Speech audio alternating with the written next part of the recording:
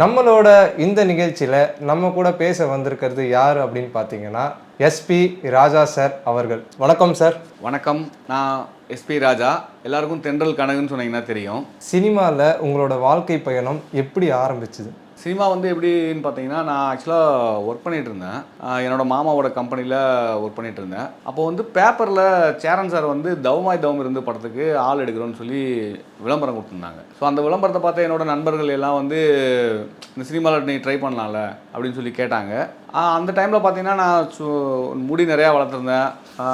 Bobby காலர்லாம் போட்டு ஒரு bells pant போட்டு சுற்றிட்டு இருப்பேன். ஸோ அதனால் அவங்க சொன்னாங்க, ஏதோ 80s படம் எடுக்கிறாங்களாண்டா, நீ வேணால் ட்ரை பண்ணி பாருன்னு சொல்லி கேட்டிருந்தாங்க. சும்மா விளையாட்டாக எங்கள் ஊர் ஸ்டுடியோவில் 2 ஃபோட்டோ எடுத்து நான் சேரன் சார் ஆஃபீஸ்க்கு அனுப்பி வச்சுருந்தேன். அது மூலமாக செலக்ட் ஆகி அப்படி தான் சினிமாக்குள்ளே வந்தேன். என்னோடய ஃபஸ்ட்டு படம் தவமாய் தவம் இருந்து சேரன் சாரோட நண்பராக நடிச்சிருப்பேன். சார், இப்போ என்னென்ன படங்கள்லாம் நீங்கள் பண்ணிகிட்ருக்கீங்க? இப்போ என்ன பண்ணிட்டுருக்கீங்க? நான் சேரன் சாரோட தவமாய் தவம் இருந்துக்கு அப்புறம் விஜய் சார் கூட அழகிய தமிழ் மகன் பண்ணேன். விஜய் சார் கூட அழகிய தமிழ் மகனில் Santhanam sir, Sathyan sir, MS Bhaskar sir, Ganja Karuppu, ஒரு பெரிய காமெடி பட்டாலும் அந்த டீமில் நானும் பண்ணியிருந்தேன். ஒரு 40 டேஸ் அழகிய தமிழ் மகனில் பண்ணியிருந்தேன். அப்புறம் பார்த்தீங்கன்னா ரஜினி சார் கூட சிவாஜியில் பண்ணியிருந்தேன். உங்களுக்கு தான் சினிமா தெரியுமே, ஃப்ரேமில் அதாவது தேட்டரில் என்ன வருதோ அதுதான் நம்ம நடித்ததாக அர்த்தம். ஸோ நம்ம உள்ளே எவ்வளோ வேணால் நடிச்சிருக்கலாம், ஆனால் தேட்டரில் என்ன வருதோ அதுதான் நடித்ததாக அர்த்தம். ஆனால் அது ஒரு பெரிய எக்ஸ்பீரியன்ஸ். ரஜினி சார் கூட ஒரு 40 டேஸ் சிவாஜியில் பண்ணேன். ஷாருக்கான் சார் கூட சென்னை எக்ஸ்பிரஸ் படம் பண்ணியிருந்தேன். அதில் சத்யராஜ் சாரோட அவர் ஃபேமிலி மெம்பராக பண்ணியிருந்தேன். ஷாருக்கான் சார், அப்புறம் தீபிகா படுகோனே மேடம், அவங்களோட காம்பினேஷன்லாம் பண்ணியிருந்தேன். அப்புறம் நினைத்தாலே இனிக்கும், 88, ஸோ நிறையா படங்கள் அந்த மாதிரி ஒரு 15க்கும் மேற்பட்ட படங்கள் பண்ணியிருக்கேன். சார், இப்போ நீங்கள் சொல்லியிருந்தீங்க சிவாஜி சாரோட அந்த சிவாஜி படம் தானே சார்? சிவாஜி தான். ஓகே. அதில் ரஜினி சாரை பார்க்கும்போது எப்படி உங்களுக்கு ஃபீல் ஆச்சு? அந்த பயணம் எப்படி இருந்துச்சு?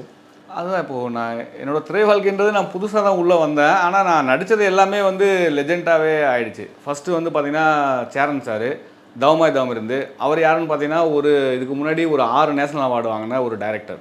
ஸோ அடுத்து பண்ணுற படம் தவமாய் தவம் இருந்து, அது எனக்கு ஃபஸ்ட்டு படம் தான். ஆனால் அது ஒரு பெரிய டைரக்டர். அந்த படமும் நேஷனல் அவார்டு தான் வாங்கிச்சு, தவமாய் தவம் இருந்து. அதுக்கு அடுத்து பார்த்தீங்கன்னா விஜய் சார் கூட அழகிய தமிழ் மகன் பண்ணியிருந்தேன். அவர் தெரியும், பெரிய சூப்பர் ஸ்டார் தமிழ்நாட்டில். ஸோ அவர் கூட நடிக்கிற வாய்ப்பு. அதுக்கடுத்த வாய்ப்பு பார்த்தீங்கன்னா நம்ம ரஜினி சார் கூட சிவாஜியில் பண்ண ஒரு மிகப்பெரிய லெஜெண்ட். நான் அவரை பற்றி சொல்கிறதுக்கு எனக்கு ஒன்றும் இல்லை. ஸோ அவர் கூட நடித்ததே எனக்கு ரொம்ப பெருமையாக இருந்தது. அதுக்கடுத்து பார்த்தீங்கன்னா ஷாருக்கான் சாரோட. ஸோ என்னோடய பயணம் கொஞ்சம் மிக பெருசாகவே இருந்தது. ஆரம்பம் மிக பெருசாகவே இருந்தது. Okay sir, okay. இப்போ சினிமாவில் உங்களுக்கு மிகப்பெரிய ஒரு இன்ஸ்பிரேஷன் அப்படின்னா, ரோல் மாடல் அப்படின்னா யாரை சொல்வீங்க? நம்ம விஜய் சார் தான் சொல்லணும். ஏன்னா அவர் பார்த்திங்கன்னா ஆரம்ப காலகட்டத்தில் அவர் சினிமாவுக்குள்ளே வரும்போது அவரோட அப்பா என்ன தான் அவங்களுக்கு உதவி பண்ணியிருந்தாலும் அவர் அவரோட சொந்த முயற்சியில் தான் பெரிய லெவலில் பண்ணாங்க. ஒரு பாட்டு பாடுறதா இருக்கட்டும், நடனமாக இருக்கட்டும், நடிக்கிறதா இருக்கட்டும், எல்லாமே அவர் சொந்த முயற்சியில் பண்ணி தான் வந்தார். அவர் வரும் காலகட்டங்களில் அவர் நிறையா பேர் கேலி கிண்டல் பண்ணாங்க. நிறையா பத்திரிகைகள் அவரை தவறாக சித்தரித்து எழுதுனாங்க. இவரெலாம் எப்படி நடிக்க வந்தார் அப்படின்லாம் கேட்டிருந்தாங்க. ஸோ அதையெல்லாம் மீறி ஒரு ஸ்டேஜுக்கு அப்புறம் அவர் தன்னோட திறமையை நிரூபித்து சினிமாவில் இந்த அளவுக்கு ஒரு சூப்பர் ஸ்டாராக இருக்காருன்னா அவர் தான் என்னோட இன்ஸ்பிரேஷன். நிறைய பேருக்குமே சினிமா உலகம்ன்றது மிகப்பெரிய ஒரு கஷ்டம். ஸோ அப்படி சினிமா உலகத்தில் நீங்கள் வரும்போது நிறைய ஆதரவுகளும் எதிர்ப்புகளும் நீங்கள் பார்த்துருப்பீங்க. அப்படி என்னென்ன எதிர்ப்புகள் நீங்கள் பார்த்தீங்க? எல்லாருக்கும் வேணால் சினிமா உலகம் கஷ்டமாக இருந்திருக்கலாம். ஆனால் என்னை பொறுத்த வரைக்கும் கொஞ்சம் ஈஸியாகவே கிடச்சிருச்சு. ஆக்சுவலாக நான் ஃபஸ்ட்டு நேராக எங்கள் ஊர்லேருந்து ஷூட்டிங் தான் போயிருந்தேன், காரைக்குடிக்கு. ஃபோட்டோ அனுப்பியிருந்தேன், செலக்ட் ஆகிட்டேன். நேராக சேரன் சார் காரைக்குடி ஷூட்டிங் தான் வர சொல்லியிருந்தாங்க. அதனால் எனக்கு சினிமா வாய்ப்பு கிடச்சது ரொம்ப ஈஸியாக தான் கிடச்சிது. ஆதரவுன்னு பார்த்தீங்கன்னா என்னோடய அம்மா, மாமா, எங்கள் குடும்பத்தார் எல்லோரும் எனக்கு ஆதரவு தான். எதிர்ப்புன்னு யாருமே எதுவும் சொல்லலை. ஸோ என்னோடய வாழ்க்கை போனால் ரொம்ப ஈஸியாக தான் இருந்தது. இப்போ எதனால் உங்களுக்கு சினிமா மேலே பற்றுன்றது வந்துச்சு? சினிமா மேலே பற்றுன்னு பார்த்தீங்கன்னா, நான் என்னோடய தாத்தா நிறையா ஸ்டேஜ் ட்ராமாஸ் பண்ணியிருக்காங்க. அம்மாவும் தாத்தாவோட சேர்ந்து ஸ்டேஜ் ட்ராமாஸ் பண்ணுவாங்க. இந்த கோயில் திருவிழாக்களில் பண்ணுறது, அதுக்கப்புறம் ஸ்கூல் ட்ராமாஸு, இந்த மாதிரி நான் ஒரு சின்ன வயசுலேருந்தே நடிக்க ஆரம்பிச்சிட்டேன். அதுக்கப்புறம் தொடர்ந்து என்னோடய அப்பா பார்த்திங்கன்னா எல்லா படங்களும் பார்ப்பார். அவர் பார்க்காத படமே இல்லை. இன்றைக்கும் கூட ரிலீஸ் ஆனால் முதல் படம், முதல் ஷோ அந்த மாதிரி பார்க்கக்கூடிய ஒரு ஆள். இந்த மாதிரி ஒரு குடும்பத்துலேருந்து வந்ததுனால கூட ஒரு வேளை சினிமாவுக்கு நான் வந்திருக்கலாம். சார் இப்போ ஒருவேளை நீங்கள் சினிமா உலகத்துக்குள்ளே வரல அப்படின்னா என்ன ப்ரொஃபஷனல் நீங்கள் சூஸ் பண்ணியிருப்பீங்க? நான் வந்து ஐடிஐயில் வந்து பிளாஸ்டிக் ப்ராசஸிங் ஆப்ரேட்டர்னு சொல்லி ஒரு கோர்ஸ் படிச்சிருந்தேன்.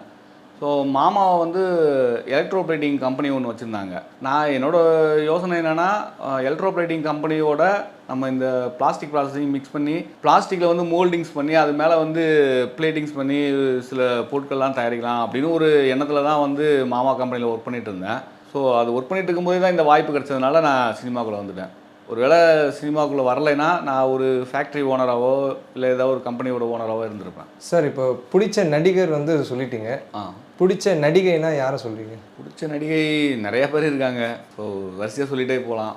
யாராச்சும் ஒருத்தர்? So Nayanthara madam. ஏன், எதனால சார்? இல்லை, அவங்க ரொம்ப அழகாக இருக்காங்க, அழகாக நடிப்பாங்க. ஸோ அதனால் அவங்கள பிடிக்கும். சார் இப்போ நீங்கள் சொன்னீங்க நிறைய படங்கள் வந்து பெரிய பெரிய லிஜெண்ட்ஸ் அவங்க கூட, இப்போ இயக்குனர்களாக இருக்கட்டும், நடிகர்களாகட்டும், நடிகைகளாக இருக்கட்டும், அந்த மாதிரி பெரிய பெரிய லிஜெண்டோட ஒர்க் பண்ணியிருக்கீங்க அப்படின்னு சொன்னீங்க. ஸோ அது மட்டும் இல்லாமல் உங்களுக்கு இப்போ ஒரு அறிமுக இயக்குனராக யாராவது வந்து உங்களுக்கு ஒரு கதையை சொன்னாங்களா? நீங்கள் அதை எப்படி எடுத்துப்பீங்க? இல்லை, இப்போது நம்மளை வந்து நிறையா படங்கள் பண்ணிகிட்ருக்கோம். ஆல்ரெடி ஒரு படம் வந்து ஹீரோவை பண்ணிட்டேன், தப்பாக யோசிக்காதீங்கன்னு ஒரு படம். அந்த படம் வந்து டைரக்டர் வந்து அறிமுக இயக்குனர் தான். அவர் பேர் வந்து சுல்தான்ஸு. அவர் அறிமுக இயக்குனர் தான். ஆனாலும் வந்து அவரோட கதை நல்லா இருந்தது, கதை களம் நல்லா இருந்தது. அது இல்லாமல் அந்த படம் வந்து 11 ஹவர்ஸில் எடுத்தாங்க. அதாவது 11 மணி நேரத்தில் வந்து ஷூட்டிங்கே முடித்தாங்க. ஸோ அது எனக்கு ஒரு சவாலாக இருந்தது. 11 மணி நேரத்தில் நம்ம நடிக்க முடியுமான்னு சொல்லி முயற்சி பண்ணோம். ஒரு 2 மாதம் ரிஹர்சல் பண்ணோம். சக்ஸஸ்ஃபுல்லாகவே அந்த படத்தை முடித்தோம். 2020 படத்தை ரிலீஸ் பண்ணோம். ஸோ இயக்குனர் வந்து அறிமுக இயக்குனர் அப்படிலாம் ஒன்றும் இல்லை. திறமையான இயக்குனர்கள் யார் இருந்தாலும் நம்ம அவங்களோட சேர்ந்து பயணிக்கலாம். ஸோ உங்களுக்கு என்னைக்காவது வாழ்க்கையில் தோணியிருக்கா நம்மளும் ஒரு இயக்குனராக ஆகணும்? இப்போ சேரன் சார் சொன்னீங்களே, அவரை பார்த்து ஒரு இன்ஸ்பிரேஷன் மாதிரி அந்த மாதிரி ஏதாச்சும் தோணியிருக்கா? இல்லை, நான் நடிகனாக தான் வந்தேன் சினிமாவுக்கு. ஸோ இன்னும் என்னோடய பயணம் வந்து நடிப்புலேயே ஒன்றும் நான் ரீச் பண்ணலான்னு நினைக்கிறேன். ஸோ என்னோடய நடிகர் பயணத்தை சிறப்பாக ரீச் பண்ணிவிட்டு அடுத்து இன் ஃப்யூச்சர் வந்து ஏதாவது வாய்ப்புகள் இருந்தால் இயக்க வேணால் முயற்சி பண்ணலாம். ஏன்னா இயக்குனர் அப்படின்றது வந்து மிகப்பெரிய வேலை. இப்போ சினிமாவில் உங்களுக்கு தெரியாத ஒன்றும் இல்லை. ஒரு 24 கிராஃப்ட் இருக்குது. அந்த 24 கிராஃப்டையும் அவங்க வந்து ஒருங்கிணைச்சு அத்தனை பேர்ட்டையும் வேலை வாங்கி ஒரு கதை ரெடி பண்ணி ஒரு ப்ரொடியூசர்கிட்ட கதை சொல்லி ஓகே பண்ணி அது பண்ணுற வேலைன்றது ஒரு மிகப்பெரிய வேலை. அவ்வளோ பெரிய வேலையை எடுத்துக்கிற அளவுக்கு இப்போதைக்கு எனக்கு தகுதி இருக்கான்னு தெரியல. இப்போது ஒரு நடிகனாக வந்து நான் பெருசாக வெளியே வரணும்னு நினைக்கிறேன். இயக்குனரை பற்றி பின்னாடி நம்ம யோசிக்கலாம். சார் இப்போ வந்து பெரிய பெரிய படங்கள்லாம் பண்ணிகிட்டு இருந்தீங்க. ஆனால் எதனால் வந்து சின்ன திரை உலகத்துக்கு வந்தீங்க? அதுவும் இதே மாதிரி தான். இப்போது சின்னத்திரை எப்படி வந்தேன்னா, என்னோடய நண்பர் வந்து குமார் சார், அவர் ஒரு இயக்குனர். அவர் சின்னத்திரை சீரியல்லாம் இயக்கிட்டு இருந்தாங்க. என்னை பார்த்துட்டு வந்து நம்ம இந்த தென்றல் சீரியல் அந்த டைரக்டர் வந்து குமரன் சார், குமரன் சார், அவர் வந்து சிறப்பாக சீரியல்லாம் பண்ணிகிட்ருக்காங்க. இப்போவும் கரண்ட்டில் வந்து பிஸியாக இருக்கிற ஒரு டைரக்டர். அவர்கிட்ட கூப்பிட்டு போயிட்டு அறிமுகப்படுத்தினாங்க. பையன் வந்து ஒரு எதேர்ச்சியான ஒரு சந்திப்பு பேசிகிட்டு இருந்தோம். அப்போது சீரியல் எதுவும் நடிக்கிறாடா அப்படின்னு கேட்டாங்க. சார் நீங்கள் சொன்னால் நடிக்கிறேன் சார். ஏன்னா அன்றைக்கி வந்து அவர் பெரிய இயக்குனர் அந்த சீரியல் சின்ன திரை உலகத்தில். நீங்கள் சொன்னால் நடிக்கிறேன் சார் அப்படின்னேன். ஸோ உடனே வந்து சரி நான் சொல்கிறேன் நீங்கள் வந்துடுங்கன்னு சொல்லிவிட்டு ஒரு 2-3 டேஸ்லேயே வந்து என்னை ஷூட்டிங் கூப்பிட்டாங்க. ஆக்சுவலாக அது ஒரு சின்ன ஒரு கேரக்டர் நினச்சி தான் உள்ளே போனது. அது பார்த்தீங்கன்னா ஒரு 6 வருஷம் தென்றல்னு அந்த சீரியலில் கனகுன்னு ஒரு கேரக்டரு. ஒரு 6 வருஷம் சீரியல் முடிகிற வரைக்கும் முழுக்க முழுக்க அதில் இருக்க வேண்டிய ஒரு சூழ்நிலை ஆயிடுச்சு. ஸோ அதுவும் வந்து ஒரு தவிர்க்க முடியாத வாய்ப்பாக தான் வந்தது. ஆனால் இருந்தாலும் வந்து சினிமாவோட சின்ன திரையில் நடித்ததில் வந்து உலகளாவிய நம் தமிழர்கிட்ட நம்ம மக்கள்கிட்ட பெரிய ரீச் கிடச்சிது. ஸோ அது ஒரு மகிழ்ச்சி. சார் இப்போ சமீபத்தில் என்ன படம் பண்ணிகிட்ருக்கீங்க? இப்போ வந்து 12 ஹவர்ஸ்னு ஒரு படம், அதுக்கப்புறம் பிக்கப்னு ஒரு படம் பண்ணிகிட்ருக்கேன். 12 ஹவர்ஸ்ன்ற படத்தில் வந்து பிரஜன் ஹீரோவாக பண்ணுறாரு. நான் ஒரு அவருக்கு ஈக்குவலான ஒரு கேரக்டர் பண்ணிகிட்ருக்கேன். பிக்கப்னு ஒரு படம், நியூ ஃபேஸு, அவர் வந்து மணி அவர் ஹீரோவாக பண்ணுறாங்க. ஸோ நான் அந்த படத்துலையும் அவர் ஈக்குவலான ஒரு கேரக்டர் பண்ணிகிட்ருக்கேன். இப்போது வந்து ஆல் பாஸ்னு ஒரு படம், அந்த படத்தில் நடிச்சிட்ருக்கேன். அது இல்லாமல் புதுசாக ஒரு படம் வந்து என்னோடய பேனர்லேயே வந்து பண்ணுறதுக்கான முயற்சிகள் போயிட்டுருக்கு. கதையெல்லாம் வந்து நல்லபடியாக முடிச்சிட்டோம். அடுத்து ஷூட்டிங்கான வேலைகள் நடந்துகிட்ருக்கு. அதில் வந்து நான் வந்து ஒரு லீட் ரோல் பண்ணுறேன். கதையின் நாயகனாக பண்ணுறேன். தென்றல் சின்ன திரையில் தென்றல் வந்து உங்களோட கேரக்டர் வந்து நல்லாவே ரீச் ஆகிட்டு இருந்தது. ஸோ இப்போ பெரிய பெரிய படங்கள் வந்து பண்ணிகிட்டே வரீங்க. அடுத்தது ஒரு வேளை ஒரு சின்ன திரையில் வந்து பண்ணுறதுக்கான வாய்ப்பு கிடச்சா நீங்கள் அது பண்ணுவீங்களா மாட்டீங்களா? இல்லை, சின்ன திரையில் வந்து கண்டிப்பாக பண்ணுவோம். ஒரு நல்ல ஒரு பெரிய கேரக்டரு, ஒரு அழுத்தமான கேரக்டர், கனமான கேரக்டர் கிடைச்சா கண்டிப்பாக சின்ன திரையிலையும் நடிப்போம். இப்போ பெரிய திரையில் பயணங்கள் சிறப்பாக போயிட்டுருக்கு. ஒரு நல்ல கேரக்டர் கிடைச்சா சின்ன திரையிலையும் பண்ணலாம். நடிப்பு தானே, சின்ன திரைனா இருந்தால் என்ன, பெரிய திரையாக இருந்தால் என்ன, நடிகர்களுக்கு வந்து எதுனாலும் நம்மளோட திறமையை காமிக்க போகிறோம், அவ்வளோதானே. சார், இப்போ வந்து நடிகர் விஜய் அவர்களோட அழகிய தமிழ் மகன் அந்த படத்தில் வந்து நீங்கள் நடிச்சிருக்கேன்னு சொன்னீங்க. ஸோ அவர் கூட ஒர்க் பண்ண அந்த எக்ஸ்பீரியன்ஸு, மறக்க முடியாத ஒரு மெமரிஸு, ஒரு மூமெண்ட் இருக்கும் பார்த்தீங்களா? அப்படின்னா அது எதுன்னு சொல்வீங்க? விஜய் கூட நடித்ததே வந்து ஒரு மிகப்பெரிய மறக்க முடியாத மூமெண்ட்ஸ் தான். இதில் வந்து என்னென்னு பார்த்தீங்கன்னா, விஜய் சார் வந்து எல்லாரும் சொல்லுவாங்க, அவர் ரொம்ப அமைதியானவர், யார்கிட்டையும் பேச மாட்டார், செட்டில் வந்து செட்டில்டாக இருப்பார் அப்படின்லாம் சொல்லி கேள்விப்பட்டிருப்பீங்க. அப்படி இல்லை, அவர் வந்து ரொம்ப ஜாலியான டைப்பு. ஏன்னா இந்த அழகிய தமிழ் மகன் படம்னு பார்த்தீங்கன்னா, இதில் வந்து அவர் கூட இருந்தது, ஒரு சந்தானமாக இருக்கட்டும், ஒரு சத்யனா இருக்கட்டும், எம்எஸ் பாஸ்கர் சாராக இருக்கட்டும், இப்போது இவங்களோடலாம் வந்து ஒரு பெரிய காமெடி பட்டாளத்துக்குள்ள இருக்கும்போது பார்த்திங்கன்னா, முழுக்க முழுக்க வந்து அவங்க ஃபுல்லாக ஃபன்னாக தான் இருப்பாங்க. அவங்களோட கேரவானில் தான் நாங்களும் இருப்போம்.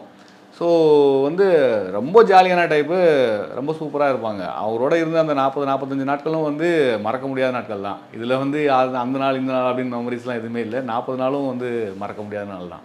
சார், இப்போ வந்து நடிகர் விஜய் அவர்கள் வந்து எனக்கு பிடிச்ச ஒரு நடிகர், அது மட்டும் இல்லாமல் அவரோட இன்ஸ்பிரேஷன், ஒரு ரோல் மாடல்லாம் சொன்னீங்க. இப்போ நடிகர் விஜய் அவர்கள் வந்து சினிமா உலகத்தை விட்டுட்டு அரசியல் உலகத்துக்கு வந்திருக்காரு. ஸோ அதை பற்றி நீங்கள் என்ன நினைக்கிறீங்க? அரசியல் உலகத்துக்கு வந்திருக்காரு. அவரோட டிவிகே கட்சி வந்து மிகப்பெரிய வெற்றி பெற வாழ்த்துக்களை தெரிவிச்சுக்கிறேன். மேலும் வந்து அவர் சினிமாவில் தொடர்ந்து அப்பப்போ நடிச்சுக்கிட்டே இருக்கணும். ஏன்னா அவரோட ரசிகர்களையும் வந்து அவர் திருப்திப்படுத்தணுன்றது என்னோடய ஆசை. இந்த தாவேகா கட்சி வந்து மக்கள் மத்தியில் மிகப்பெரிய பிரபலம் ஆயிடுச்சு. ஆரம்பித்த சில வருடங்கள்லேயும் தொடர்ந்து அவர் வந்து அரசியல் கட்சியும் நடத்தி சினிமாலையும் சேர்ந்து பயணிக்கின்றது என்னோடய விருப்பம். சார், சினிமா உலகத்தில் நிறைய இளைஞர்கள் வந்து பார்த்திங்கன்னா நடிக்கிறதுக்குன்னே சொல்லிட்டு நிறைய பேர் வராங்க. ஸோ அவங்களுக்கு நீங்கள் ஒரு அனுபவத்தை சொல்லணும்னா என்ன அனுபவம் சொல்கிறீங்க? அனுபவம் சொல்லலாம், நீங்கள் சொன்ன மாதிரி இப்போது நாங்கள் இவ்வளோ நிறைய படங்கள் நடிச்சிருந்தாலுமே இன்றைக்கும் வந்து நாங்கள் முன்னாடி மாதிரி வாய்ப்புகள் தேடிட்டு தான் இருக்கோம். ஏன்னா வந்து எல்லாருக்குமே வந்து ஞாபகப்படுத்த வேண்டியது இருக்குது. யாருமே வந்து இப்போது ராஜாவுக்கு வாய்ப்பு கொடுக்கணும், இல்லை ஒரு மகேஷுக்கு வாய்ப்பு கொடுக்கணும்னு யாருமே தயாராக இல்லை. டெய்லியும் நம்ம போய் அவங்கள போய் நானும் ஒருத்தன் இருக்கேன், நீங்கள் எடுக்கும்போது என்னையும் கூப்பிடுங்க அப்படின்ற மாதிரி ஞாபகப்படுத்த வேண்டிய சூழ்நிலைகள் இருக்குது. அதனால் வந்து நம்ம வாய்ப்புகளை தேடி போனால் தான் வாய்ப்புகள் வந்து நம்மளை தேடி வரும். நாங்கள் வந்த காலகட்டத்தில் வந்து பார்த்திங்கன்னா, நாங்கள் ஒரு ஆல்பம் போட்டு அதில் வந்து எங்களோட ஃபோட்டோஸை வச்சுட்டு ஒரு ஆஃபீஸாக போய் எங்களுக்கு வாய்ப்பு கொடுங்கன்னு சொல்லி கேட்டு வந்துட்டு இருந்தோம். ஆனால் இன்றைக்கி உள்ள யங்ஸ்டர்ஸ் வந்து சூழ்நிலை அப்படி இல்லை. ஸோ எல்லாமே வந்து இப்போது ஒரு இன்ஸ்டாகிராம்லேயோ ஃபேஸ்புக்லேயோ வாட்ஸ்அப்லேயோ இந்த மாதிரி நிறைய வந்து மெசேஜ்கள் வந்து அவங்களுக்கு வருது, காஸ்டிங் கால்ஸ் வருது. ஸோ அந்த கால்ஸை பார்த்து கரெக்டாக ஃபாலோ பண்ணி அவங்க கேட்குற அட்ரஸ்க்கு ஃபோட்டோஸ் அனுப்பிச்சு வீட்டிலேருந்தே அவங்க வாய்ப்புகளை பெறுற மாதிரி சூழ்நிலைகள் நிறையா இன்றைக்கி இருக்குது. அந்த காலகட்டத்தில் அந்த மாதிரி இல்லை. யாராக இருந்தாலும் சோம்பேறித்தனம் படாமல் அவங்க வந்து வாய்ப்புகளை வந்து முயற்சி பண்ணிகிட்டே இருந்தால் மட்டும்தான் அவங்களுக்கு வாய்ப்புகள் கிடைக்கும். ஸோ நம்ம படுத்துகிட்டே இருந்து நமக்கு வாய்ப்பு கிடைச்சோன்னு நினச்சா யாருக்குமே கிடைக்காது. தொடர்ந்து முயற்சி பண்ணுங்கள், கண்டிப்பாக வெற்றி கிடைக்கும் எல்லாருக்கும்.